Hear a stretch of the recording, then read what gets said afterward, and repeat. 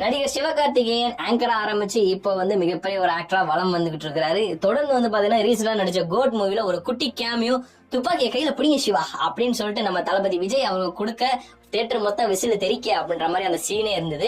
So அதுக்கடுத்து வந்து பாத்தீங்கன்னா ரீசெண்டா கலைஞர் கலையரங்கம்ல வந்து நம்ம சேப்பாக் போற வழிதான் இருக்கு. சோ அந்த இடத்துல வந்து அமரனோட ஒரு சின்ன ஈவெண்ட் ஒன்று நடந்துச்சு. அது வந்து பெருசா ஏன்னா டெலிகாஸ்ட் ஆகல யாருக்குமே தெரியல அப்படின்னு சொல்லிட்டு வந்து பதற வேணாம். அந்த இடத்துல வந்து ஒரு சின்ன சின்ன விஜய் டிவிக்கா இருக்கட்டும் இல்ல வந்து நெட்ஃபிளிக்ஸ்கா இருக்கட்டும் இவங்களுக்கு மட்டுமே தான் அபிஷியலா நடந்த ஒரு இதுதான். அதை வந்து நம்ம ஓடிடியில தான் பார்க்க முடியுன்ற மாதிரி வந்து நியூஸ் வந்தது. அது மட்டும் இல்லாம வந்து பாத்தீங்கன்னா அவங்களுக்குள்ள 2-3 விஷயங்கள் வந்து லீக் ஆயிருக்கு. சோ அதுல வந்து பாத்தீங்கன்னா யார் யார் வந்திருக்காங்கன்னா சிவகார்த்திகேயன் வந்திருந்தாரு. அதுக்கப்புறம் வந்து சாய் பல்லவி நடிகை அவங்க வந்திருந்தாங்க. அது மட்டும் இல்லாம உலகநாயகன் கமலஹாசன் சார் அவருமே வந்திருந்தாங்க. சோ இவங்க எல்லாமே வந்து அவங்களுக்குள்ள இருந்தப்ப வந்து ஒரு சின்ன வீடியோ மாதிரி போட்டு காமிச்சாங்க. அதுக்கப்புறம் வந்து ஆங்கர் ஒரு கேள்வி கேட்டாரு, சிவகார்த்திகேயன் துப்பாக்கியோட கணம் எப்படி இருக்கு அப்படின்ற மாதிரி கேள்வி கேட்டிருந்தாங்க.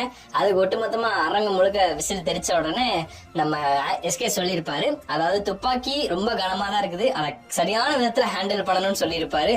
அது மட்டும் இல்லாம அதை பத்தி உலகநாயகன் கமலஹாசன் அவர்கிட்டயுமே கேட்டிருப்பாங்க. அவங்க என்ன சொல்லியிருந்தாங்க அப்படின்னு சொல்லிட்டு பாத்தீங்கன்னா, சிவகார்த்திகேயன் சரியான பாதையில போய்கிட்டு இருக்காரு, இப்படியே போனாரு அப்படின்னா ஒரு மிகப்பெரிய நல்ல நிலைமைக்கு வருவாரு அப்படின்ற மாதிரிமே வந்து அவரும் சொல்லியிருக்காங்க. மற்றபடி வந்து அந்த ஈவெண்ட்டை பொறுத்த வரைக்கும் இப்போ வரைக்கும் பெருசா எந்த ஒரு விஷயமே லீக் ஆகல.